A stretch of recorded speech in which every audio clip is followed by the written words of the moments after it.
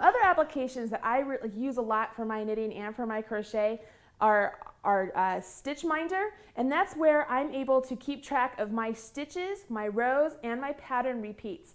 I'm not really a big fan of those clicky little things that every time I get a row I click it or I turn the thing, because I have 3 little kids and they like to sit there and play with it, so I never know where I am if I rely on one of those.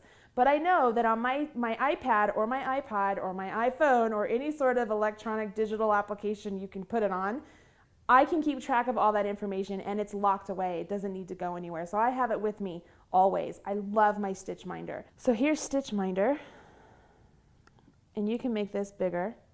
So I'll go like that. But you can see here, so rows completed, every time I tap it, it completes a row. So then if I do a pattern row, if I complete a full pattern row, I could go like that and I could reset that one back to 0, and it keeps track of my pattern row. So say I know that I have 5 stitches per pattern, or 5 rows to complete a pattern row.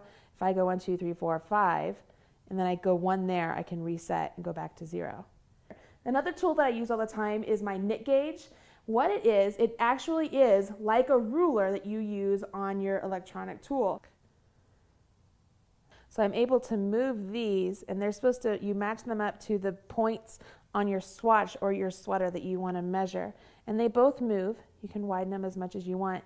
What's key is that you put that at one point, you put that at the other point, and you tell the program how many stitches between those points.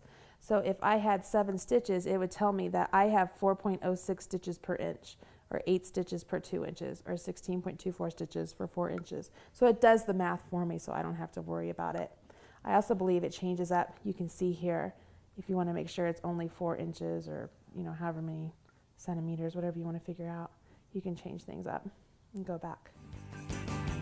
For more great ideas from Craftsy.com, click the link.